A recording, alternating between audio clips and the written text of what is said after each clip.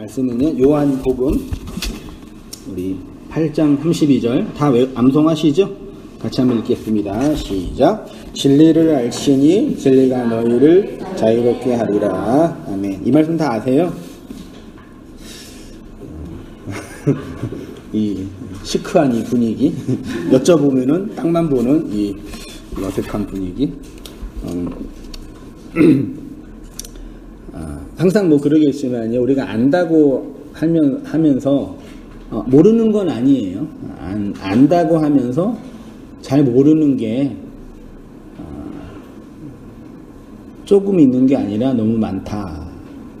저도 이 말씀을 알고 이 말씀이 어떤 의미에서는 사역의 존재의 그 기준이기도 하고, 그런데 처음 예수님 믿어서 이 말씀을 읽고 배울 때랑 또 5년 지나서 배울 때랑 또 10년 지나서 배울 때랑 또 목사가 돼서 배울 때랑 또 이렇게 이 나이에 이 시간에 설교를 준비하면서 배울 때랑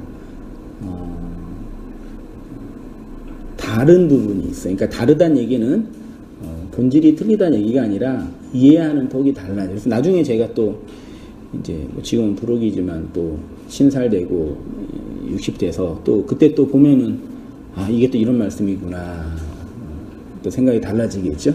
그게 어떤 의미에서는 신앙생활의 맛, 신앙생활의 묘미인 것 같아요. 그렇게 이렇게 이전에 알았지만 또 새롭게 알아가는 기쁨.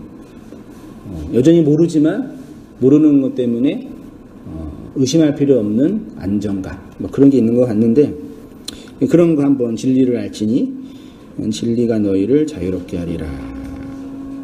제 신앙생활을 시작한 이유를 곰곰이 생각해 보면 자유하기 위해서인 것 같아요.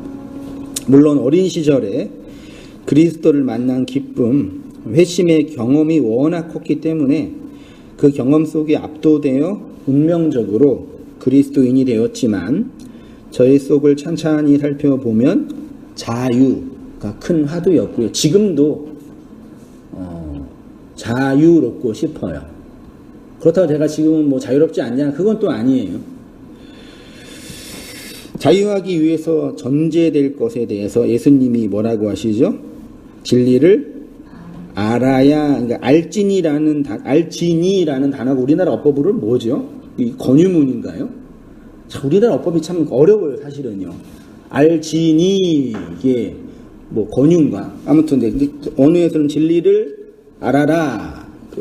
여기 각주는 안 넣는데 뭐라고 그러죠? 기억이 안 난다. 아무튼 뭐 알아라. 네. 알면 뭐 한다 그래요? 네. 자유롭게 된다. 그렇죠? 질문에 여러분 자유로우세요? 네, 때때로. 안 자유롭지는 않죠? 자유롭기를 축원드립니다. 중요한 것은 그 자유는 내가 알았기 때문에 되는 것이 아니라 진리가 자유롭게 한다는 것에 한번 생각해 보도록 할게요. 이제 중요한 지점이라고 생각합니다. 엄밀하게 보면 내가 진리를 알았기 때문에, 그러니까 자유를 주는 것이 알미예요, 진리예요? 구분을 하자면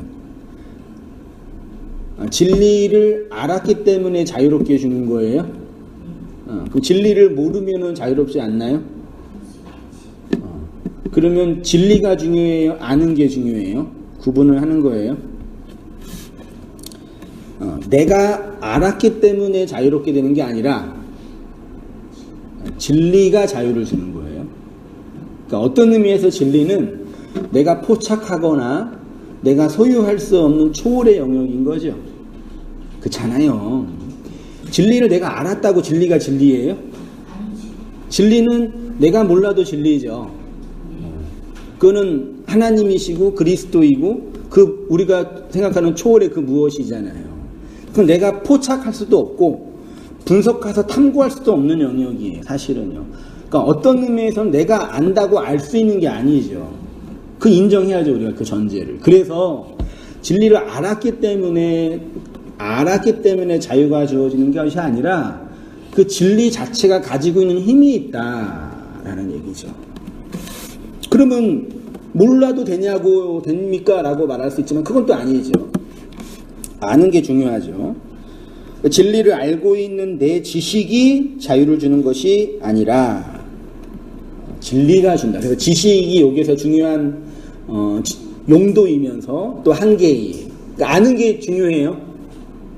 저도 인생 살지만 정말 모르는 거 투성이에요. 그러니까 새로운 걸 알게 되면 내가 여태까지 그걸 모르고 살았단 말이야. 이런 생각이 들잖아요. 지금도 그러는데 나중에 또 그런 게 있을 거 아니에요. 그럼 우리가 얼마나 모르는 거 많이 있겠어요. 그러니까 아는 게 중요한데 그렇지만 아는 게 전부 다는 아니라는 얘기죠. 인정합시다. 자, 진리를 알면 자유가 주어집니다. 그래서 우리는 본능적으로 진리를 알고 싶어 합니다. 왜요? 자유롭기 위해서요. 제가 그리스도인이 된 이유는 자유하기 위함이라고 했습니다. 자유하기 위해서는 알아야 합니다. 열심히 배워야 합니다. 그래서 신학교에 들어간 이유도 목회를 하기 위함보다는 진리를 배우기 위함이 더 컸습니다. 그때 제 생각엔 이 땅에서 진리에 가장 접근할 수 있는 사람은 아마도 성경 연구가 업이 되는 목사일 거라고 생각했기 때문입니다. 그러나 슬프게도 아무리 좋아하는 일도 직업이 되면 나를 억압하는 일이 되죠. 누가 저한테 목사님은 평생 성경만 연구하고 설교만 하고 참 좋으시겠다고, 부럽다고. 목사가 되기 전에 저도 그랬거든요. 근데 이게 업이 돼버리니까 또 묘한 게 있어요. 아침에 오다가 이렇게 일요일날 되면 이렇게 자전거 타고 이렇게 하시는 분 있잖아요. 두건 메고 이렇게 막 하시는 분들. 그걸 직업으로 하면 어떻게 되겠어요? 진짜 삼복더위에 때도 가려서 와 저거를 진짜 돈 받으라고 저기 하라 그러면 할까? 그게 자기한테 즐거운 일이니까 하는 거잖아요. 근데 만약에 그분이 그게 일요일날 한 번 하는 여가가 아니라 돈 버는 직업이 된다면 그걸 하겠냐고요. 하면 하겠죠. 못하면 못 먹으니까. 근데 하면서 어떻게 했어요? 내가 언제까지 이 일을 해먹고 살아야 되냐. 그럴 거 아니에요. 그래서 그 취미와 직업은 달라요. 그래서요, 사실은. 성경 연구가 그러니까 물론 직업이란 요소가 있죠. 직업적으로 하게 되면 그런 난점이 있어요. 그래서 목사라는 직업을 갖고 있는 사람들의 그 어떤 영적인 상태가 그렇게 꼭 그렇게 좋지만은 않아요. 부러워할 필요 없어요. 여러분. 가끔 저는 진짜 성도님들이 안 부러워하세요?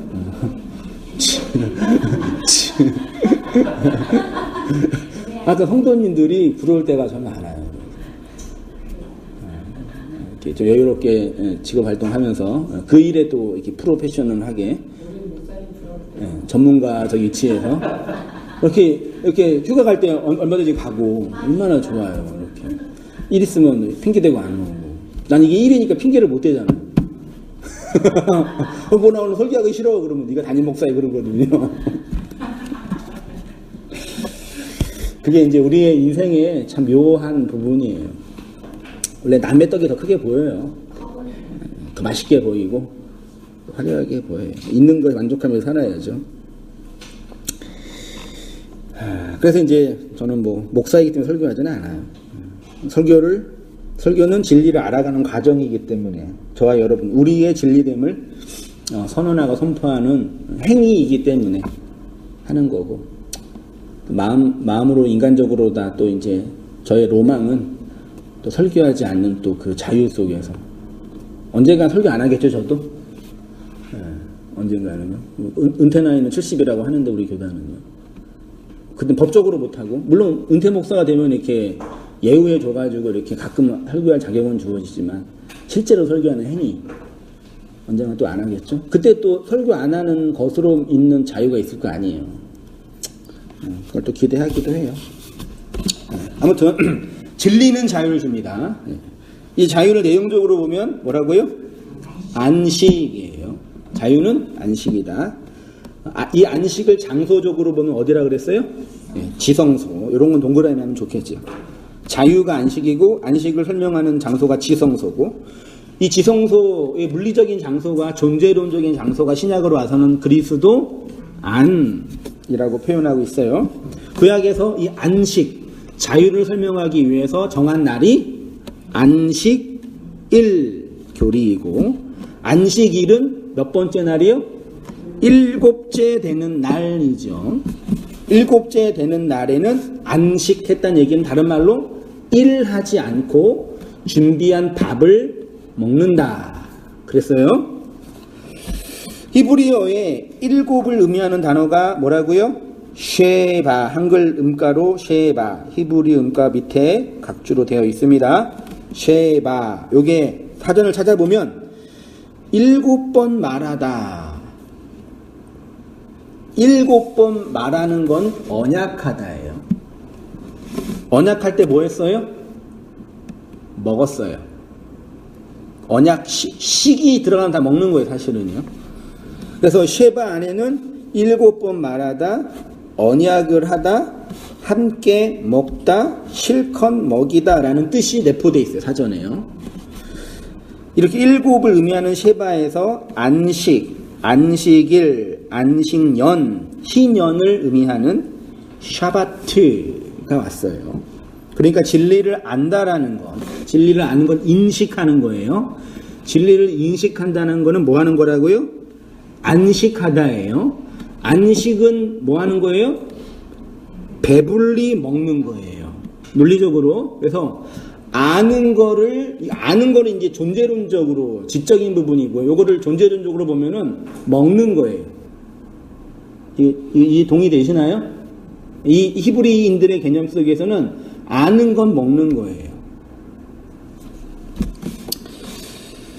그럼 진리는 뭐냐? 쉽게 말해 배불리 먹으면 자유롭게 된다라는 것이고, 배부른 그 상태가 안식이라는 거죠. 아주 심플하게 생각하셨어요? 이렇게 우리의 배를 풍요롭게 하는 것을 뭐라 그런다고요? 진리. 그러니까 진리는 뭐예요? 밥. 밥을 다른 말로 양식. 우리가 어떤 양식을 먹느냐에 따라 우리의 존재가 규정되지요. 뭘 먹냐는 그가 뭐냐.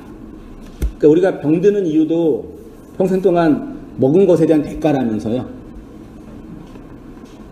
그러니까 그거는 내가 뭐 유전적인 것도 있지만 자기가 평생 막 젓갈 같은 거 많이 먹었어요. 3, 40년 동안. 그 나중에 뭐 걸려요? 고혈압, 고지혈, 심근경색. 그렇죠? 저는 회사에서 이렇게 남자들이 담배 피는 거 보면 참 안타까워요. 술 마시는 거는 이해할 수 있는데 담배 피면 담배 가게에 뭐 있는지 아시죠? 그림 있는 거. 여러분 많이 모르시죠? 그걸 이렇게 죽자 펴놓기 힘들다고. 그 연기 자기가 마시고 남 주고. 그 평생 3, 40년 동안 담배 피면 어떤 사람 되겠어요, 나중에? 어떻게 되겠어요? 폐가 뭉그러지겠어요. 그걸 알면서도 피는 게 중독이니까. 그러니까 그가 뭘 먹었냐, 혹은 뭘 먹고 싶냐는 그가 어떤 존재냐를 규정하죠. 동물 세계에서도 뭐 다 그런 건 아니지만 초식동물, 육식동물 있죠. 사자는 여기 초식을 못 먹어요. 풀을. 물론 이게 소화하기 위해서 먹일 때도 있지만 주식은 피가 있는 살이잖아요. 초식동물은 고기 못 먹죠. 그래서 육식동물은 육식만 먹는 동물, 초식동물은 식물만 먹는 동물, 이렇게 정하잖아요. 그러니까 뭘 먹냐는 그게 존재를 규정해요. 마찬가지로 무엇을 진리로 먹느냐에 따라 세상과 교회가 구분되겠죠. 세상은 그리스도를 양식으로 먹지 못하죠. 마치 육식동물이 식물을 먹지 못하는 것처럼 세상은 그리스도를 못 먹어요. 그래서 그리스도라는 양식을 갖다 주면 뭐라 그래요? 씹으면서 이 맛없어. 이걸 어떻게 먹어? 뱉죠. 근데 성도는 그 양식으로 잘 먹어요. 율법의 안식일을 지키라라는 네 번째 계명은 안식, 샤바트의 내용이 무엇인지 알아라라는 뜻이라 그랬습니다. 안식일을 지킨다라는 것은 이를 그만두는 것이고 언약을 기억하는 것이 함께 배불리 먹는다. 그러니까 안식일은 일을 안 하는 거예요. 맞죠? 안식일 계명은 일을 안 해서 안 하고도 배불리 먹을 수 있는 날이에요. 안식일이. 성경이 말하는 자유는 아무것도 안 하는 자유가 아니라, 옛날에는 종교 행위를 해야지만 구원받는 줄 알았는데 이제는 종교 행위를 안 하는 자유가 주어졌죠. 그것도 좁은 의미에서의 자유예요. 그거는 엄밀한 의미에서 중요한 자유가 아니에요. 아무것도 안 하는 자유가 아니라 안식은 그냥 자유, 그러니까 자유는 안식이라고요. 그 사람이 자유하다라는 얘기는 뭐예요? 안식한다 그 뜻이에요. 그럼 안식한다라는 게 뭐예요? 배불리 먹었다라는 뜻이에요. 배불리 먹으면 자유로운 거예요. 논리적으로, 언어적으로 보면은요. 성경, 신약 성경에 자유롭게 하다는 단어를 보니까 엘유데로라는 단어인데요. 여기에 속박되지 않는 이런 뜻이래요. 바울이 이렇게 해석했어요. 죄로부터 해방되어 있죠. 해방되어. 해방이 자유예요. 죄로부터 속박되지 않아. 됐죠? 이게 자유죠? 이게 자유의 서구적인 측면이에요. 그 다음 뭐라 그래요? 뭐라 그래요? 로마서 6장 18절. 죄로부터 자유롭게 되어 의에, 보이세요? 종. 말이 안 맞죠? 성경이 이렇게 모순투성이 되니까요. 자유로운 자가 종이래요. 죄로부터 자유로우면 종이에요. 어디의 종? 그리스도의 종, 의의 종이에요. 그러니까 자유롭다는 얘기는 아무것도 안 한다는 얘기가 아니라 뭐에 또 다르게 매여 있는 거예요. 어디에요? 그리스도에. 그렇죠? 그러니까 나는 이제 자유해. 어떤 도덕적 책임도 없고 어떤 의무도 없어. 그는 아주 지극한 면이에요. 그 다음 뭐예요? 그를 얽매이는 노예적 삶이 있다니까요. 그게 뭐예요? 의의 종이에요. 기복주의나 율법주의 교회에 갇혀 있었던 분들이 묵시복음을 알면 이제 그런 거 안 해도 되겠냐고 그 자유를 만끽하죠. 근데 그거는 자유의 본질이 아니죠. 그러나 이제는 너희가 죄로부터 자유롭게 되고 해방되고 그 다음에 하나님의 종되어 거룩함에 이르는 열매를 맺는다. 이게 자유라니까요. 그리스도께서 우리를 자유롭게 하려고 자유를 주셨대요. 바울이 말하는 자유, 그러니까 죄책과 오염으로부터의 자유는 하나님 혹은 그리스도의 종이 된다는 것입니다. 그리스도의 종을 다른 말로 그리스도 안에 있다. 구약은 이것을 안식일, 안식일날 뭐 했다고요? 함께 배불리 먹었다. 이게 종교적 제의죠. 그래서 고대 시대는 언제 배불리 먹었어요? 제삿날, 추석, 설날, 제삿날 때 배불리 먹었어요. 그때 워낙 먹는 게 없었으니까 그날만 기다렸겠죠. 애들은 종교적 제의예요. 그럼 보세요. 종교적 제의의 본질은 뭐 하는 날이에요? 함께 모여서 제사를 드리는 날인데 그것의 내용은 뭐예요? 함께 만나게 먹는 거예요. 그러니까 이거를 무당들이 신에게 바친다라고 그러니까 왜곡해서 그렇지 원래 공동체적 그 관습으로 볼 때는 우리가 특별한 날을 정해서 함께 모여서 함께 먹는다라는 제의예요. 이건 뭘 상징할까요? 이게 공동체성이에요. 그러니까 함께 먹는다. 그걸 한자로 뭐라 그래요? 함께 먹는 자들을 식구랑 가족이랑 같아요, 달라요? 가족은 주민등록상의 혈연관계, 법적인 관계가 가족이죠. 식구는 같이 밥을 먹는 거예요. 법적으로 같은 가족이라도요, 밥 같이 안 먹으면 공동체성이 없어져요.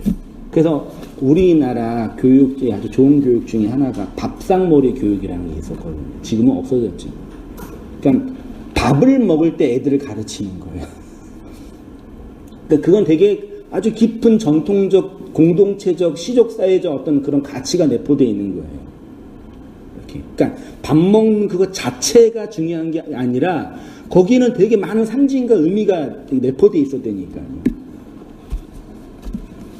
그 제일 힘든 게 뭐예요? 나랑 맞지 않는 사람과 밥 먹는 거. 소화돼요, 안 돼요? 식사 시간이 함께 모여서 제의를 드렸다는 얘기는 함께 식사했다 그 뜻이에요. 그러니까 이 묵시복음을 아시는 분들이 의외로 되게 예민하게 구는 것 중에 하나가 종교적 제의, 종교적 형식, 이걸 되게 싫어해요. 그렇죠? 종교적 제의는 무슨 시간이라고요? 식사 시간이에요.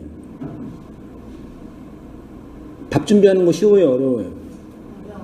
밥 중에 얼마나 어려운데요. 어려워요. 그걸 그러니까 종교적 형식은 함께 밥 먹는 시간이라니까요. 그러니까 문제는 밥 먹는 시간을 매이어서 그것 자체에 매이는 게 문제지 그 안에 있는 함께 밥 먹음 이게 중요한 거잖아요. 식사 시간 정해져 있어서 안 정해져 있어요? 안 정해져 있으면 몸 망가져요. 제때 밥 안 먹으면 한두 번은 괜찮지만 나중에 나이 들면 몸 망가진다니까요. 왜 우리가 일주일에 한 번 정한 시간과 정한 장소에 모이는지 아시겠어요? 고대 시대도 그랬고. 그래서 이날은 다른 일이 일어나지 않는 이상 모여서 함께 말씀을 나누어야 돼요. 가능하다면. 물론 여기에 이제 왜곡된 억압이 들어가서 이때 안 오면은 뭐 큰일 난다, 뭐 사고 난다 이런 얘기에 휘둘려 가지고 왜곡된 게 문제지. 식사 시간 안 중요해요? 얼마나 중요해요? 중요해요. 되게 중요하다니까요. 그렇게 예민하게 굴지 마세요. 그러니까요. 종교적 제의는, 종교 행위는 식사 시간이다. 그렇게 해석하시면 돼요. 근데 식사 시간에 잘 안 와. 항상 고민해. 가야 돼? 말아야 돼? 왜 그런 거예요? 입맛에 안 맞는 거예요. 먹어야 되겠고 먹어야 된다고 하는데 내 입맛에 잘 안 맞는 거지. 그러니까 먹어야 되는 건 알아. 애들처럼. 근데 먹기는 좀 부담스러워. 그렇다고 먹기 싫은 것도 아니에요. 그렇지만 또 막 이렇게 막 기뻐서 먹는 것도 아니에요. 그래서 힘든 거예요.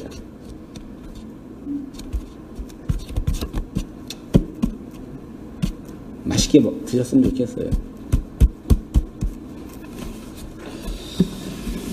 그러니까 성도는 그리스도를 먹고 그리스도의 종이 된 자들입니다. 고대 시대에는 함께 먹었다라는 것은 함께 잠을 잔다는 것보다 더 깊은 연합을 의미했습니다. 옛날 신분사회에서 양반이 상놈과 뭐 전쟁 같은 거 있을 때는 같이 자기도 했어요. 근데 겸상은 죽어도 안 했어요. 내가 저 인간과 겸상은 못한다. 굶으면 굶었지. 왜요? 함께 밥 먹는 거는 형제됨을 상징하는 거. 시족사회잖아요. 너랑 나랑은 한 형제다 이 뜻이거든요. 함께 밥 먹는 거. 그래서 옛날에 뭐 어렸을 때 전원일기를 봐도 그 남자들 할아버지랑 남자들은 아랫목에서 밥 먹고 삼촌이나 뭐 그런 분들은 그 다음에서 먹고 그 다음에 며느리들이나 애기들은 부엌에서 먹었죠. 신분사회였으니까. 오늘날은 사람들이 무슨 밥을 주로 먹어요? 혼밥을 하잖아요. 그러니까 해체된 거예요, 가족들이. 워낙 같이 모여서 이게 부딪히면서 같이 밥 먹는 게 힘드니까. 그래서 산업도 혼자 밥 먹을 수 있는 반찬거리가 많이 나오는 거죠. 사람들이 밥을 혼자 먹고 돈 벌면서 사는 거예요. 그리고 자기가 좋아하는 일, 여가 활동하면서, 뭐 여행 다니면서 여가 활동하면서 인생을 즐기시는 거죠. 이거 진리적인 측면을 고사하고 이게 우리나라 이 밥 먹는 문화만 쭉 보더라도 되게 중요한 변화가 일어나고 있어요. 나중에는 밥 먹는 시간도 없을 거예요. 알약 하나 먹을 거예요, 나중에는. 그 된다니까요. 그러니까 식사 시간이 없어져요, 이제요. 그 점점점 이제 공동체성을 해체되고, 어떤 가치, 돈, 권력, 이걸 모여서 아주 인간이 이상하게 이제 막 돼버리겠죠.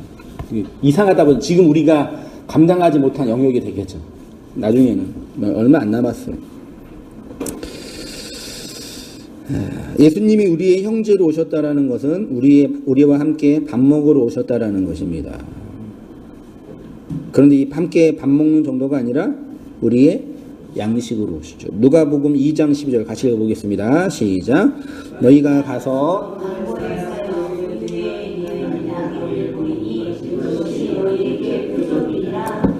강보에 쌓여 구유는 뭐라 그랬죠? 이게 짐승 밥그릇이에요. 말밥통. 예수님이 밥통에 오셨어요. 짐승의 밥통으로. 생각해 보세요. 짐승의 밥그릇 올 테니까요. 짐승한테 잡아먹히려고. 내 살은 참된 양식이요, 내 피는 참된 음료다. 예수님의 교훈을 상징하는 거지만요. 바리새인과 서기관들이 수군거려 이르되 이 사람은 죄인들을 영접하고 음식을, 그러니까 고대 사회는 음식을 같이 먹는 건 공동체라니까요. 만약에 창녀를 같이 먹으면 뭐예요? 창녀예요. 창녀와 함께 한 자다 이 뜻이에요. 같이 먹으면. 그러니까 율법사 입장에서 아주 당황스러운, 저 율법교사라고 하는데 저 뭐야 저 인간 저거. 볼지어다 내가 문 밖에서 두드리노니 누구든지 내 음성을 듣고 문을 열면 내가 그에게로 들어가 그로 더불어가 뭐예요? 함께예요. 그와 함께. 왜 더불어라? 더불어 민주당? 함께 민주당? 그와 함께 같이 먹는다. 그는 나와 함께 먹는다. 그 뜻이에요. 먹는다는 것은 다른 말로 하면 알아간다. 그리스도를 양식으로 먹는다라는 것은 그리스도를 알아간다. 성도의 삶의 화두는 그리스도를 아는 것. 그러니까 여러분, 왜 지식을 아는 것과 먹는 것을 똑같은 단어로 비유니 생각해 보세요. 지식은 한 번 알면 더 알 필요 없죠. 그렇죠? 근데 그렇지 않아요. 제가 아까 요한복음 8장 23절, 32절 이 말씀을 30년 전에도 알았었어요. 지금도 알아요. 그때 안 거랑 지금 안 거랑 같아요, 달라요? 다르죠. 그 깊이와 넓이와 높이가 다르죠. 먹는 거라고요, 그러니까. 먹는 건 먹고 소화해서 내 육체에 에너지를 쏜 다음에 똥으로 나오죠. 그 또 먹어야 되는 거예요. 지식은 한 번 알면 끝나는 게 아니라니까요. 지식은 그 정보는 한 번 알면 끝나요. 정보라고 영역하는데 우리의 살과 피가 되는 양식으로서의 지식은 한 번 알면 끝나는 게 아니에요. 이게 지성주의자들이 착각하는 거예요. 많이 알면 된다라는 식의. 그래서 계속 뭐 하는 거예요? 돌면서 반복하는 거예요. 그러니까 어떤 의미에서의 설교는 말씀하셨듯이 항상 같은 지식, 같은 진리를 얘기하는 거니까 똑같죠. 그 그리스도의 지식은 뭐 하나지요, 사실은요. 근데 그 지식이 우리의 역사와 소화 능력과 해석 능력에 따라서 재해석이 된다니까요. 그 성도의 삶은 아주 역동적인 거예요, 사실은요. 아는 거는 먹는 거예요. 이 알을 다른 말로 충분히 먹는 것, 배부르게 먹는 걸 할 수 있겠습니다. 그러니까 그리스도를 알다라는 것은 그리스도가 건네준 양식을 먹는다. 이렇게 양식을 먹어서 배부른 상태를 흔히 관용적인 표현으로 은혜를 받았다. 은혜를 안다. 그래서 목회 현장 속에서 경험한 바로는 말씀을 잘 먹으면 성도들의 그 정서와 이 내면이 뭐예요? 풀려요. 저항감이 사라져요. 이 재밌는 게 뭐냐면 여러분 느낄지 모르시겠지만 맨 처음 성도님들이 오셔서 앉아있을 때 그 저항감이랑 말씀을 들으면서 들을 때 성도님들의 저항감이랑 끝나가 나서 성도님의 저항감은 한 분만 볼 때 다 달라요. 모르셔요? 저항감이라 좀 그러면 그렇지만 받아들이는 친숙도라 그래야 될까요? 그래서 하나님의 말씀 진리의 양식이라는 것은 절대적인 지식도 중요하지만 이 지식을 섭취하는 우리의 몸 상태, 역사, 인식, 삶의 태도도 매우 중요합니다.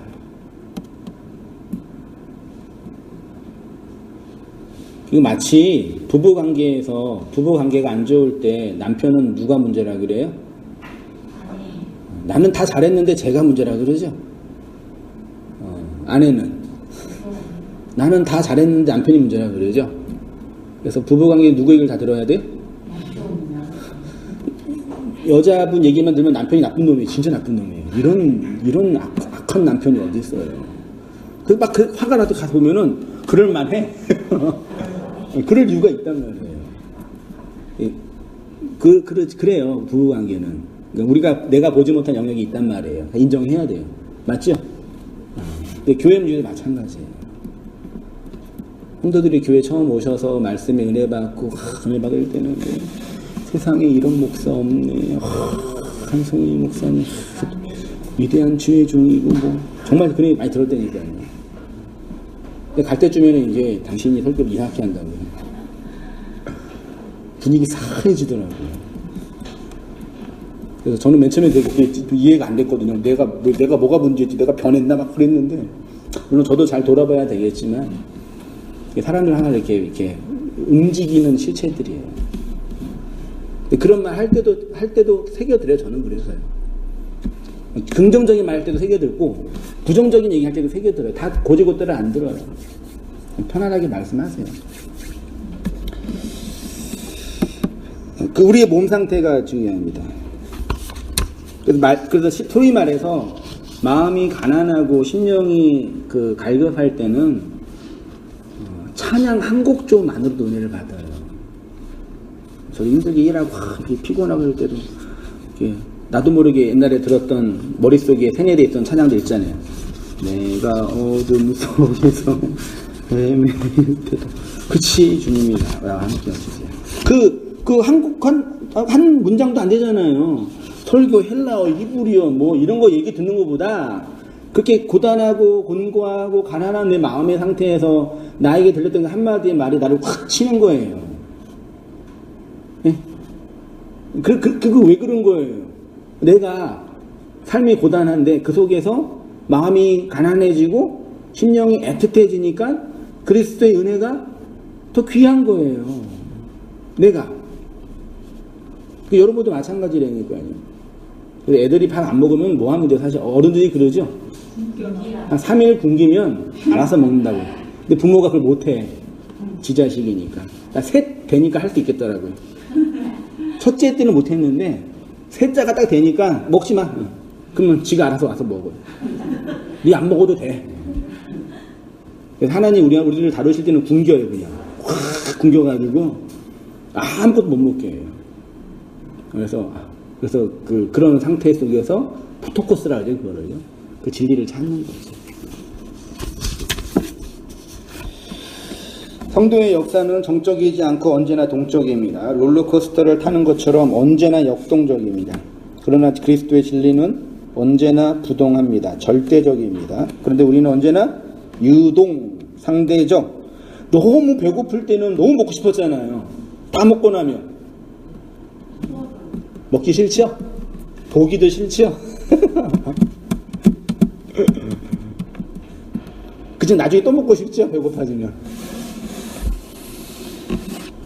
저의 인생을 돌아보면서 느끼는 것이지만 그리스도의 말씀을 아주 달고 풍성하게 먹을 때가 있는가 하면 어느 때는 먹기 싫고 소화가 안 될 때도 있었습니다. 그런데 지나고 나서 그때를 보면 하나님은 언제나 신실하게 나를 먹이시고 입히셨다는 것을 고백하게 됩니다. 여러분이 혹시 음식이 맛일 수도 있고 좀 몸 상태가 안 좋아서 입맛이 떨어질 수도 있어요. 그래서 아이씨 교회를 옮겨야 돼 뭐 해야 돼 그런 고민을 할 수도 있을 수도 있는데 그럴지라도 하나님이 우리의 인생을 관여하셔서 끝까지 인도해 주세요. 저는 그걸 믿고 말씀 사역하고 있고 여러분들 그걸 믿으면서 말씀 들으시면서 교회 생활 하셨으면 좋겠어요. 내가 그때 그 상태가 아니었으면 이렇게 그리스도의 양식을 먹을 만한 가난한 자가 될 수 없었다는 고백을 하게 됩니다. 하나님이 행하시는 일은 언제나 우리에게 선으로 주어지는 것임을 인정하게 됩니다. 이걸 또 배우는 게 신앙이겠죠. 성도는 이렇게 그리스도를 양식으로 먹는 자인데 이 양식을 어떤 특정한 사람이 자신의 지성과 능력을 이용해서 먹여주는 것이 아니라 그리스도에게 받은 그 양식을 뭐 하는 거라고요? 함께 먹는 거예요. 그래서 원래 제사상은요 종갓집에서 준비하는 게 아니라 함께 준비하는 거예요. 작은 집, 큰 집 다 모여서 함께. 그래서 설날 때나 추석 때 막내집이 늦게 오면 짜증내잖아요. 저는 왜 네가 안 붙이냐고. 함께. 그러니까 말씀은 제가 주도적으로 준비하죠. 그 일을 직으로 하는 거예요. 왜냐면은 이게 좀 어렵고 기술이 필요한 거니까요. 인정하시죠? 그런 전문성이 필요한 영역이 있어요. 설교 행위를 해야 되니까요. 그런 기본적인 지식이 없이 막 은혜 받았다고 하면 돼요? 안 돼요? 그럼 간증이 돼요, 그거는. 필요해요. 근데 저만 준비하는 게 아니라니까요.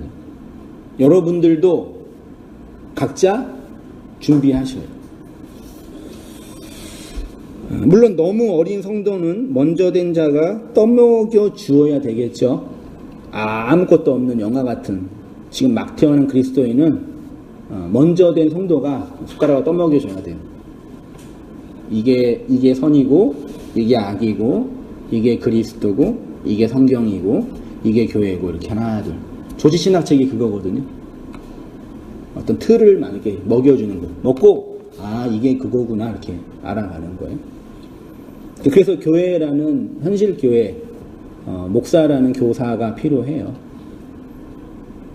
아무도 그런 과정 없이 지금까지 오신 분은 없죠.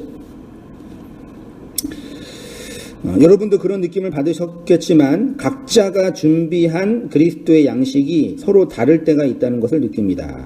어떤 거냐면요. 제가 준비한 양식을 전합니다. 여기 계신 어떤 분들도 백지 상태에서 제 설교를 듣지 않아요. 맞나요? 다 선지식, 선경험이라는 게 있어요.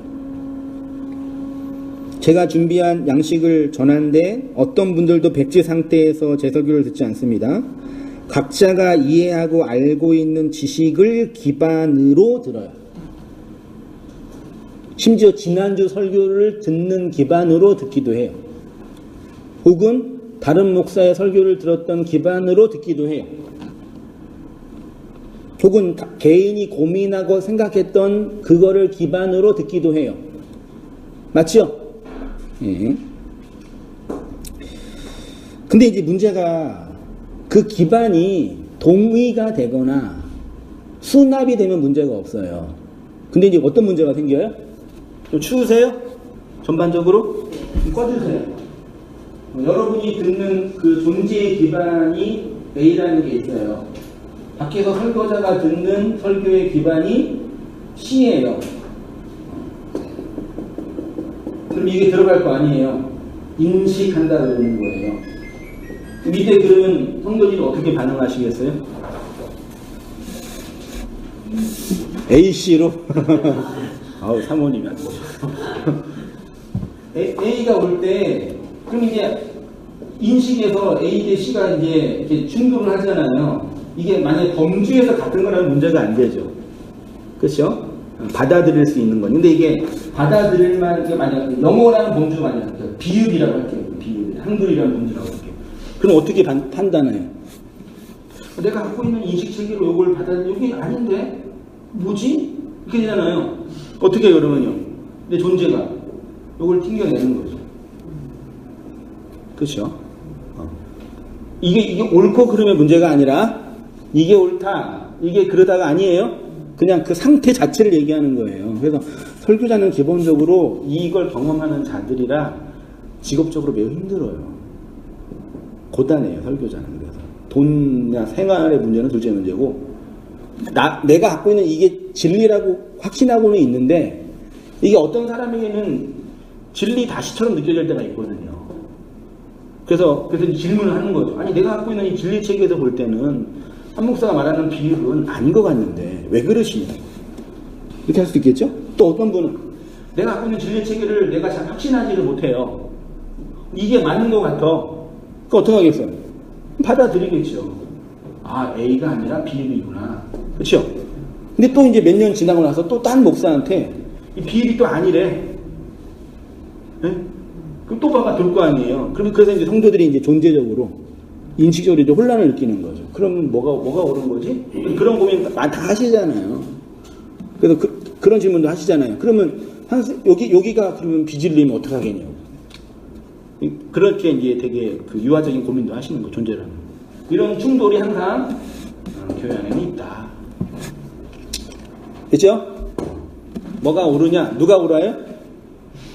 목사가 옳지 않죠. 왜 비웃으세요, 집사님? 농담입니다. 그래서 좀 또 넓게 생각해 보세요. 제가 20살 때 처음 회심을 했는데, 회심을 교회에서 안 하고 CCC에서 했어요. 그러니까 저의 모태는 CCC죠. 근데 출석하는 거는 교회란 말이에요. 그러니까 어떤 판단이 들겠어요? 교회가 옳고 그러니까 CCC가 옳고 교회가 그러다가 아니라 제 인식 체계에서 요거 교회는 이상한 집단이 돼버린 거예요, 저한테. 교훈하고 가르쳐야 할 그런 집단이 된 거예요. 왜? 어떤 지식을 근거로? CCC에서 경험했던 지식을 근거로. 경배와 찬양에서 은혜를 많이 받았어요, 젊은 날에. 목요일날 맨날 다녔죠. 그걸 듣고 보고 오니까 교회에서 찬양하는 찬양단들이 완전 이건 사꾸라야, 이거는. 저거는 은혜도 안 받고, 저건 기도도 안 하는 저 청년 저거. 그거 왜 생기는 거예요? 경배와 찬양에서 경험했던 진리 체계가 비판의 체계가 되는 거죠. 성경 공부 열심히 하고 싶어서 그 서점 가가지고 어빙젠센 시리즈 들어보셨어요? 어빙젠센? 지금 폐간됐어요. 그 미국의 달라스 신학교 아주 탁월한 교수님, 성경학자 교수님인데, 성경 공부 교재에서 제일 탁월한 성경 공부 교재거든요. 진짜 좋은 교재예요. 지금은 나오지도 않아요. 공부 안 하니까. 그걸 공부하고 나니까 설교가 들려요, 안 들려요? 아주 우습게 설교가 뭐 신문 얘기 몇 개 하고, 여러분 기도하세요. 여러분 잘 되기를 축원드립니다. 그럼 소개 들을 때 A씨가 나오는 거예요. 그러니까 옳고 그름의 문제가 아니라 이런 그러니까 지식 인식의 투쟁이 일어난단 말이에요. 그 온 단계에 오시는 분들도 기본적으로 이렇게 듣는 체계가 있잖아요. 인터넷상에서 복음을 전한다는 분들이 체계 듣고 오시잖아요. 그래서 그런 체계에서 이제 한생의 목사를 비교 분석하시는 거예요. 그래서 심지어 어떤 분은 그 목사는 이렇게 얘기했는데 왜 당신 이렇게 얘기하냐고. 나는 그 목사 그렇게 얘기한 거 동의하지 않아요, 그러거든요. 그렇게 얘기한 것인데 동의하지는 않는다, 그렇게 얘기하는 거에 대해서.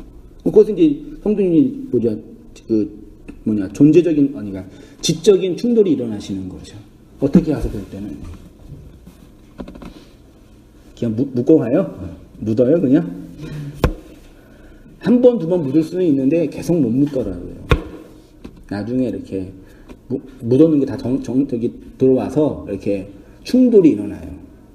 그 충돌을 우리가 해결하지 않으면, 그러니까 교회를 떠나가 안 떠나 둘째 문제고, 그건 어차피 우리는 교회는 영원히 다닐 건 아니니까 둘째 문제고, 우리의 인식과 존재에 되게 어려움이 생긴다니까. 그래서 되게 왜곡된 방식으로 굳어지는 분들을 많이 봤어요. 그게 되게 어려워요. 근데 그거는 여러분들이 뭐 말씀을 들으면서 정리를 해내셔야 돼요. 그건 성도님들, 온 땅기에 오신 성도님들의 숙제예요. 그러니까 목회 입장에서, 교회를 운영하는 입장에서는 계속 다니면 좋겠죠. 저 입장에서는. 저도 교회를 운영하고 있는 목사라는 리더니까. 조직을 운영하는 일이잖아요, 이것도. 그 일 측면에서는 계속 다니면 좋은데 온 땅에는 그렇게 못 다녀요. 그 제가 항상 얘기하는 얘기가, 오실 분은 오시고 가실 분은 가셔야 된다고. 그거는 이게 방임이 아니라 제가 경험한 바예요. 그래서 강제적으로 안 돼요. 이거는 어떻게 그러면 정말 예민한 분과에 다 그 파헤치고 들어 미적분 다 해버리면 교회 다니는 사람이 있어요, 없어요? 없어요. 미적분까지 다 들어가 버리면은 그 악마가 디테일이 악마다는 얘기가 있잖아요. 미적분 다 들어가면 다 달라요. 그러면 이제 한 목사랑 나랑 다르지? 그러면 어떻게 해요? 다닐 이유가 없는 거죠. 이렇게 해버리면 이제 교회 운영, 이 현실 공동체, 지역 교회로는 파괴되는 거예요. 실제로 그렇게 해가지고 그냥 그런 거 없이 그냥 자기 나름대로 알아서 신앙생활 하시는 분, 그런 건 없어요. 가정교회를 하든. 가정교회 자체가 가족이 모여있는 공동체잖아요. 그것도 공동체예요, 사실은요. 그런 거 없어서 그런 부분에서의 이 해석과 받아들임을 어느 선까지 해야 되냐? 여기 우리 성도님들이 온땅교회를 출석하시면서 신앙생활 하시면서 정리해야 할 영역이에요. 여기에 자연스럽게 정리가 되시는 분들이 있어요. 말하자면 처음부터 한세인 목사의 설교나 사역으로 이렇게 탄생되신 분? 그렇지만 회심하신 분, 그런 청년 몇 명 있거든요. 그런 청년은 좀 내가 특별하게 나쁜 짓 하지 않는 이상은 떠나진 않겠죠. 그렇죠. 제가 죽거나 일이 않는 이상은. 그런 분들은 덜 하는데, 근데 많은 분들은 여전히 이제 인생을 사시면서 어떻게 평생 동안 목사 한 사람만 경험해요. 보통 한국교회 성도님들이 평생 동안 출석하는 교회가 7개라 그러는데, 평균적으로. 그러면 우리의 전체의 공동체란 말이에요, 사실은요. 그거를 말씀을 듣는 성도님들이 어떻게 해석하고, 내 진리와 양식으로 받아들이느냐는, 우리의 고민이죠. 그거는요. 정답을 제가 드릴 수는 없고, 제일 좋은 거는 한세희 목사 말씀 사역의 은혜를 충분히 받으시면 돼요. 한세희 목사 인간적으로 되게 좋고, 그게 아니라 이 말씀에 여러분이 충분히 이렇게 흡족해 하시면 돼요. 정서적으로. 그러면 이제 좀 충돌이 덜 하죠. 근데 이제 문제는 이제 흡족해 할 때가 항상 있는 게 아니거든요. 설교를 항상 홈런만 칠 수 있겠어요? 1루타도 치고 2루타도 치고 파울도 하고 삼진아웃도 당하고 항상 그래요. 맨날 홈런만 치면은 타자 중에서 아주 잘하는 타자가 2할 중순대 타자가 잘하는 타자예요. 중순 2할. 10번 해가지고 2번 반 안타 치면 잘하는 타자거든요. 설교는 항상 홈런 치겠냐고요. 그러면 좋겠지만 그럴 수 없어요. 이걸 이제 해석을 해요. 그래서 제 나름대로 말씀을 전하는 설교자 입장뿐만 아니라 교회를 운영하고 있는 리더의 입장에서 제 나름대로 정리한 부분은 요겁니다. 읽어볼게요. 백지 상태에서 제 설교를 듣지 않습니다. 각자가 이해하고 알고 있는 지식을 기반으로 들으십니다. 네, 소리가 크네요.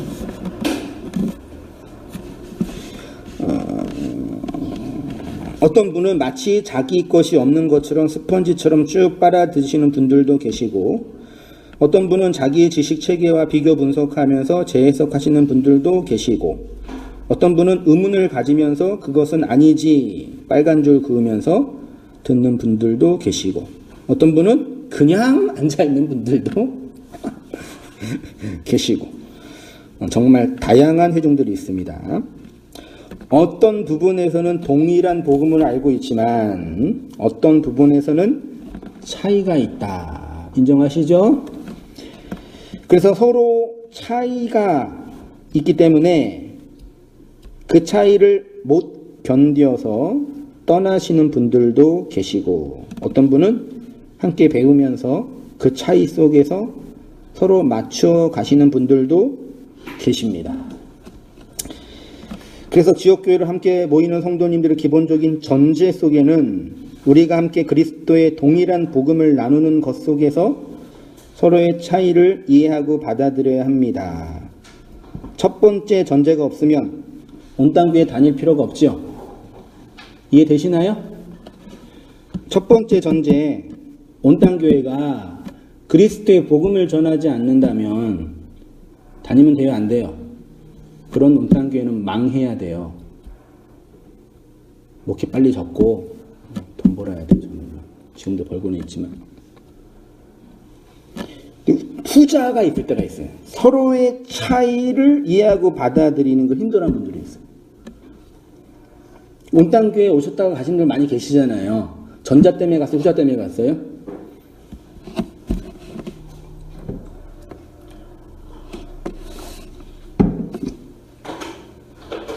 왜 얘기를 못하죠? 어려워요? 가신 분들 중에 함세희 목사 성격이 개떡 같아가지고 가신 분은 별로 없어요. 다 전자 때문에 간다 그런 거예요. 그러면 여러분들은 지금 뭐 하고 계시는 거예요? 그분들 생각하기에 비진리 듣고 계시는 거예요. 큰일 났어요, 여러분. 어떡하시려고. 그러니까 그분들이 착각을 하시는 거예요. 뭘요? 말로는 전자 때문이라고 표현하는데 실제로는 아니 꽂고 들어본 게 있는 거예요. 인간적 섭섭시가 좀 들어와가지고 서운한 게 있는 거예요. 서운한 게 있는데 난 그게 서운해요 라고 말하면 쪽팔리시니까 그냥 한생의 목사를 치고 가는 거예요. 그래서 제가 성도님들 많이 이렇게 떠나보내면서 진짜 그 사역 존재에 대한 그 질문을 엄청 많이 했거든요. 내가 이 사역을 왜 하지? 그러니까 교회를 크게 부흥시키고 뭐 그게 아니라 그리스도의 복음을 전하기 위해 개고생하고 있는데 저분은 내가 그렇게 않다고 판단하시네. 그 내가 뭐가 문제? 이런 고민을 엄청 많이 했어요. 진짜 잠 못 자고 밥도 못 먹고. 근데 그런 분이 한 분, 두 분, 세 분, 네 분, 다섯, 여섯, 일곱 분 계시니까 나중에 오기가 생겨. 그러니까 실제로 저의 모습에 대해서 이렇게 비판하거나 온땅교회 운영에 대해서 목사님 저는 좀 예배당 좋은 데서 예배 드리고 싶어요. 그러면 할 말이 없잖아요, 제가요. 저는 좀 주일학교 교육이 잘 된 데 교회 좀 가고 싶어요. 그러면 할 말이 없잖아요. 저는 좀 목사가 좀 설교가 좀 간결하고 한 30분 이내로 있는데 가면 좋겠어요. 그럼 괜찮잖아요. 내가 못하는 거니까. 근데 원래는 그런 류의 문제거든요. 따지고 들어가다 보면. 근데 그렇게 본인의 내용을 잘 못 봐요. 그래서 저는 맨 처음에 온땅 성도님이 다 그 진리 안에서 다 이해가 있기 때문에 온다 생각했는데 거의 대부분 다 진리 지식은 있지만 이 타자와 역사를 바라보고 해석하는 부분에 되게 미숙하세요. 의외로 미숙하셔요. 사업하면 반드시 망하는 사람이 누군지 아세요? 사업 안 해봐서 모르시나? 사업하면 반드시 망하는 사람. 30년 동안 군인 생활 하신 분, 30년 동안 교사 하신 분, 30년 동안 공무원 하신 분, 그 퇴직금 받고 사업하려고 그러잖아요. 반드시 망해요. 왜요? 이 자본이 흐르는 이 세계는요, 공무원 사회, 군인 사회, 교직 사회가 경험하지 못한 아주 무서운 세계예요. 눈 감으면 코 베어가는 세계라니까요. 근데 3억, 4억 그냥 있는 거예요, 공중에. 그런 사람들한테는 그 30년 교직 생활 한 사람은 경찰 생활 한 사람도 우스워서. 그러니까 그분이 평생 보지 못한 영역의 세계라니까요. 인정하세요? 예? 그 사업을 하려면은 누구 얘기 들으면 안 되고 공부를 해야 돼요. 그 연예인들도 매덕 벌고 나서 누구 얘기 듣고 투자하자면 반드시 망해요. 연예인들 중에 부동산 성공한 사람은 지가 공부한 사람들이에요. 부동산계에 대해서 몇 년 공부하고. 제가 이 얘기를 왜 하는지 알겠어요? 사람은 의외로 편협해요. 자기중심적이고 판단이 되게 유아적이에요. 그걸 우리가 인정하지 않으면 이 진리체계 안에서의 소통과 나눔은 불가능해요. 그러니까 처음 온단계에 오셔서 막 그 김성수 목사 은혜 받고 제 표현을 김성수 빠 같은 분들 와가지고 막 얘기하잖아요. 그럼 이제 그 진리 자체를 부정하는 게 아니라 좀 뭐가 좀 안 맞아. 말하자면 지금은 그 한식집에서 한식 먹고 있는데 자꾸 회 얘기하는 거예요. 말하자면 교촌치킨집에서 교촌치킨 먹고 있는데 페리카나 맛있다 계속 그러는 거예요. 이거 먹고 나서 소화하고 나서 야 여기 맛있는 데 있다. 그럼 얘기하면 되는데 근데 그 감각이 없는 거예요. 왜냐면 너무 진리에 대한 충격이 심해가지고. 저도 그랬거든요. 제가 알아요. 제가 그랬으니까요. 얼마나 바보 같아요.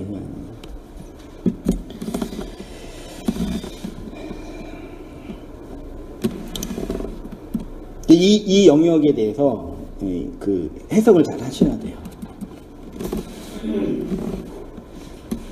첫 번째가 없어도 온단계에 못 다니시지만 후자가 없어도 못 다녀요.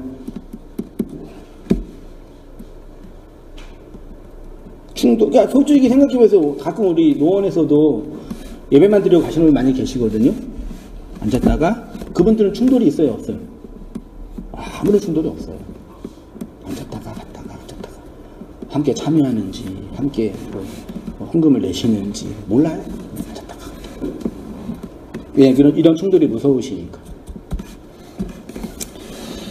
이 두 전제가 저와 여러분에게 있을 때 우리의 말씀 나눔을 통해서 그리스도의 양식은 점점 더 풍성하게 된다. 이러한 진리의 나눔을 바울은 이렇게 표현했습니다. 같이 한번 읽어봅니다. 고린도전서 11장 23절 시작. 내가 너희에게 전한 것은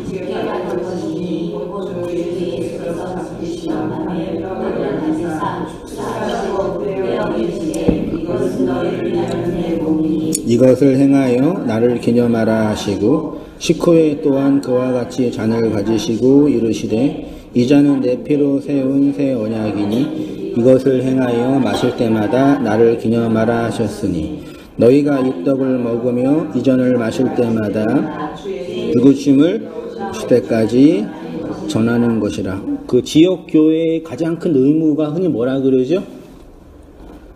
현실 교회가 모이는 가장 큰 의무는 일반적으로 할 때예요. 전도, 복음 전파죠.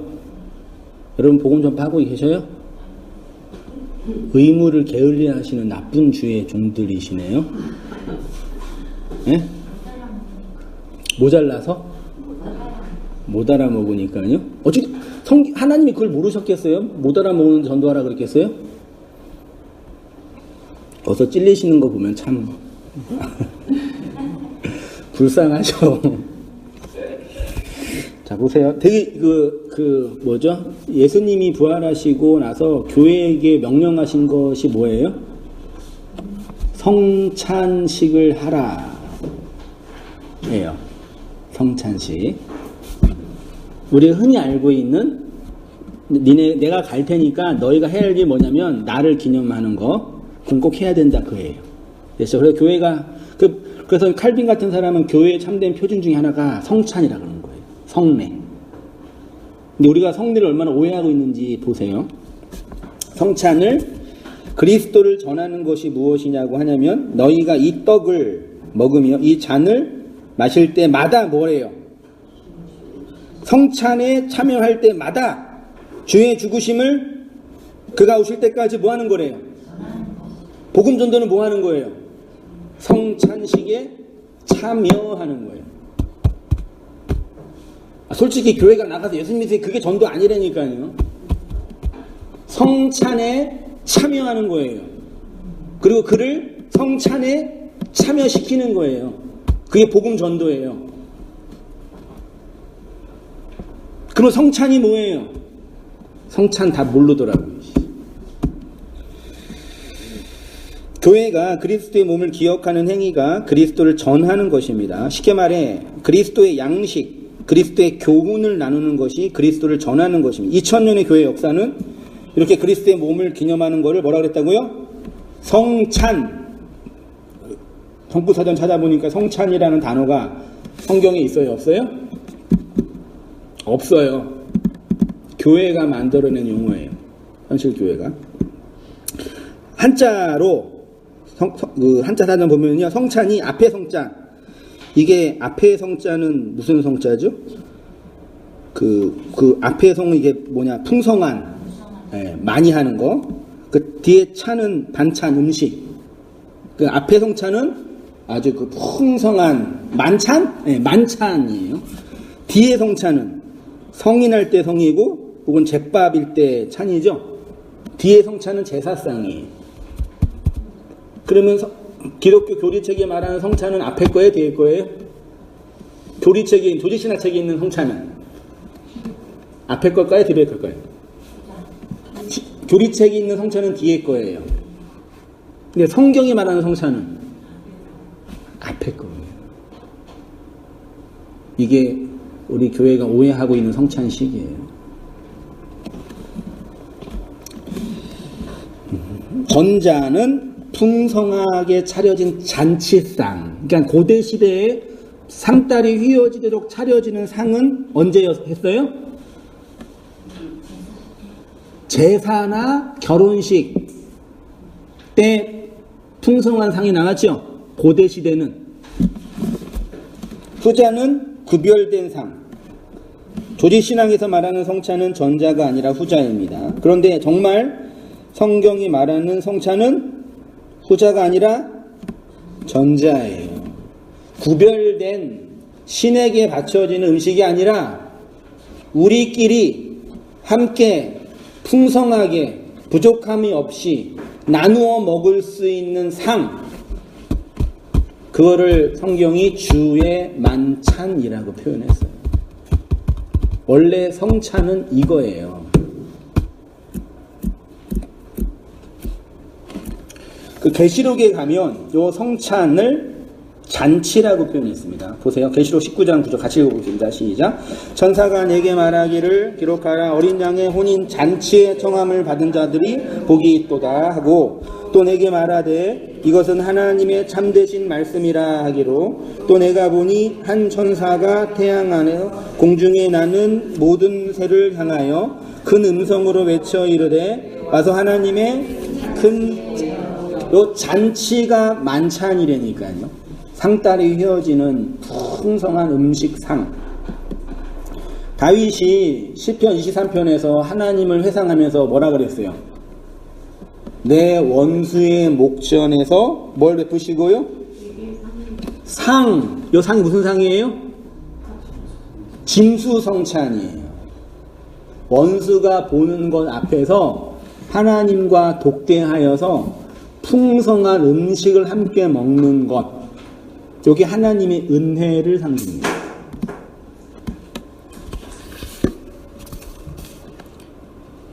그게 자유라고요. 성경이 말하는 성찬은 거룩하게 구별된 음식, 제사밥이 아니라 진수 성찬입니다.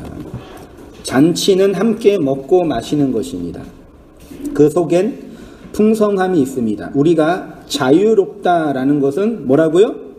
먹을 거 걱정 안 하며 사는 거예요. 가인 자손이 가인성에서 걱정하는 것의 본질이 뭐예요? 무엇을 먹을까 걱정. 그래서 이 세상 사람들이 뭘 걱정해요? 대한민국의 미래의 먹거리. 1차 산업, 2차 산업, 3차 산업 지나고 있고 이제 4차 산업 시대가 왔으니까 앞으로 우리는 어떤 경쟁력을 가지고 먹을거리를 만드냐, 이걸 고민하잖아요. 왜요? 고민하지 않으면 먹지 못하니까요. 수익률 좋은 거. 부가가치가 제일 좋은 게 뭐예요? 돈을 벌려면 부가가치 높은 걸 투자해야 되는데. 그러나 교회는 먹을거리 걱정해요, 안 해요?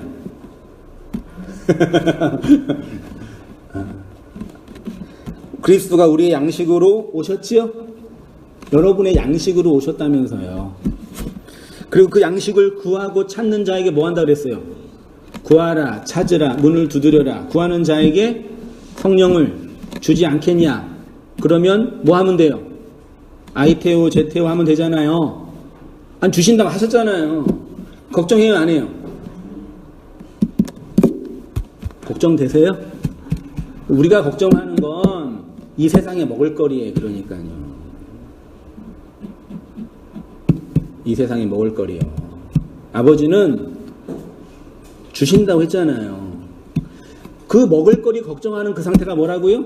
자유, 안식. 그러니까 여러분 실제로 우리 교회들을 보세요. 뭘 걱정하며 살고 있나? 뭘 고민해요? 뭘 좋아하고 감사해요? 그러니까 아이테오, 제테오 하는 그 과정이 없으니까 기도하세요? 아이테오 하고 제테오 해요? 크루오 해요? 그 양식 달라고 기도하세요? 그러니까 앉아 계시는 거지. 대부분의 사람들은 기도 안 해요. 무슨 그런 기도를 해요. 먹고 사는 분이 힘든 거지. 그렇게 기도하지 않는 사람은 그 양식 안 주세요. 제가 아무리 이렇게 마음에 이 성도님 은혜 받으셔야 하는데 아무리 해도 하나님이 안 주신다고 제가 뭐 하나님 싸워서 이길 수 있어요? 그분의 은혜는 그분 거도 그 하나님이 주시는 건데요.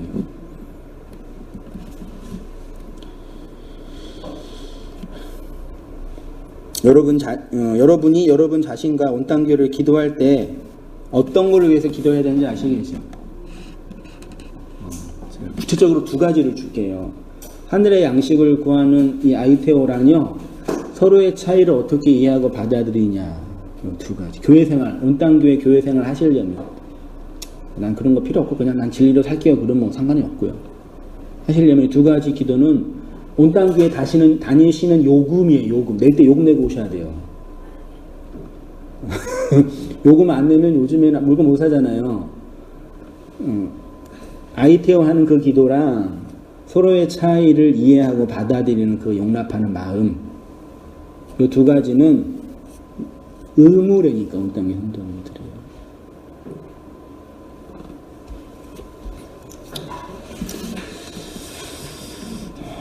이 그리스도의 양식을 구하는 기도를 하셔야 합니다. 구하면 주시겠다고 약속하셨으니까 구하면 주십니다. 차고 넘치도록.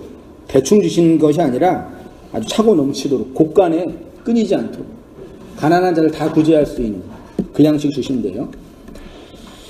얼마 안 되는 목회를 하면서 느끼는 것이지만 지역교회는 목사 한 사람의 탁월하고 뛰어난 설교와 리더십만으로는 성장할 수 없습니다. 온 땅교회 문 닫았으면 좋으시겠어요? 아니시죠? 이 세상에 그 교회가 필요해. 그냥 진리로 살면 되지. 아니시죠? 온 땅교회가 최소한 여러분이 사시는 동안만큼은 여러분이 딴 교회 가시는 갈 때까지만큼은 잘 있으면 좋으시겠죠?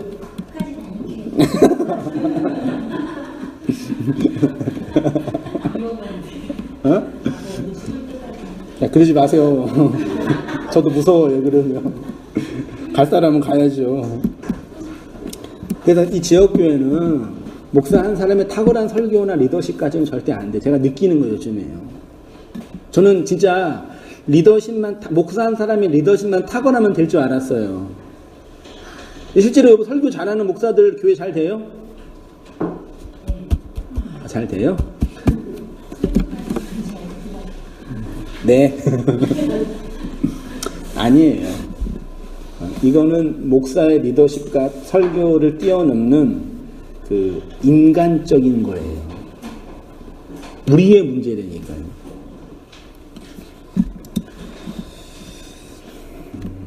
우리의 목표는 뛰어난 설교자가 아니라 온 땅 교회가 그리스도의 진리를 전하는 건강한 지역 교회로 세워져 가는 거예요. 그러니까 건강한 지역교회는 뭐겠어요? 큰 건물 짓고 교회 재정 빵빵하고 뭐 성도수 많아지고가 아니라 진리를 전하는 목사와 그 설교에 공감하고 반응하여 함께 공동체를 세워가는 회중들로 모여있는 공동체가 건강한 지역교회예요. 제가 맨 처음 교회 설교할 때 되게 힘든 게 뭐냐면 저 개척 멤버도 없었고 아주 멤버라는 것 자체도 없었고 다 고객님들이었죠. 저를 검사하고 판단하고 간보시는 고객님들 얼마나 힘들겠어요. 그런 인간적으로 설교 잘못하면 어떻게 그 다음날 그 다음 주에 안 나와요. 설교 잘못하면. 그래서 되게 예민했어요. 그때 그 설교 들으면은요 잘 못 들어요. 제가 설교 수준도 좀 별로지만 그 뭐라 그럴까 되게 그 사람이 이렇게 힘쓰면 여기 표가 나요. 뭐든지 힘쓰면. 근데 성도들이 오셔가지고 말씀의 은혜를 받고 또 한성희 목사 또 그 진리적으로 신뢰하고 그런 관계가 만들어지니까 성도님도 편하고 저도 편하더라고요. 네, 그렇게 해서 지역 교회가 잘 움직여지는 것이 우리의 이 땅에서의 신앙생활이 아주 중요한, 전부는 아니겠지만 아주 중요한 영역이에요. 제가 주중에 일하는 이유도 목회를 안 하려고 일하는 게 아니라 목회를 잘하려고 일하는 거예요. 세상에서 뭐 주말에 쉴 수 있는 일이 많이 없거든요. 특별한 이렇게 전문직이 아닌 이상은요. 근데 그 일을 일부러 찾아서 주말에 집중하려고 하는 거예요. 왜냐면 교회를 하려고요. 그 일도 영원히 할 생각은 없어요. 이 지역 교회를 잘 운영하려고요. 나의 신앙생활 잘하는 건 둘째 문제고 지역교회를 잘 운영하고 싶은 그런 마음이 저한테 있어서 오시는 분들이 말씀의 은혜를 받고 공동체에 참여하시면서 그 진리의 초월적인 가치를 어떻게 내가 이 현실 안에서 잘 담아내냐, 그게 첫 번째와 두 번째예요. 그거를 찬찬히 나가시면 막 하늘에서 떨어지는 특별한 은혜가 없어도 이렇게 뭐라 그럴까요? 이렇게 찬찬히 나의 말씀 속에 임하시는 하나님의 간섭들이 있다니까요. 교회는 그리스도가 차려주신 이 만찬을 함께 먹고 마시면서 그리스도의 복음을 전하는 자들입니다. 이렇게 해서 그리스도가 우리에게 다시 오시는 것입니다. 이것이 그리스도의 재림을 사모하는 성도들의 삶. 함께 진수성찬을 먹고 마시면서 주의 은혜를 주님이 오시는 그날까지 증거하시는 성도님 되시기를 축원드립니다. 기도할게요. 하나님 아버지, 이곳에 여기서 이 시간에 우리가 함께 모여서 우리 아버지의 말씀을 상고하고 또 진리 안에서 나누고 교제하도록 인도하여 주시고 섭리하여 주셔서 감사합니다. 여전히 무지와 그리고 고집으로 은혜의 세계를 알지 못하는 우리의 오만함도 있지만 그러한 우리의 인생을 붙잡아 주시고 관여하시는 하나님의 손길을 기억하면서 그 은혜 속에 살아가는 우리의 모든 삶이 되어지도록 아버지 인도하여 주옵소서. 우리 사랑하는 성도님들도 그 진리와 은혜 안에서 하나님의 말씀으로 반듯하고 오롯이 세워져 가도록 붙잡아 주셔서 지역교회 공동체가 하늘의 은혜를 잘 담아낼 수 있는 귀한 그릇이 될 수 있도록 주님 인도해 주시고 은혜 내려 주시옵소서. 이제는 우리 주 예수 그리스도의 은혜와 하나님 아버지의 크신 사랑과 성령의 교통하심이 우리 모든 성도님들의 삶 속에 지금부터 영원까지 함께 있을지어다. 아멘. 수고하셨습니다. 네.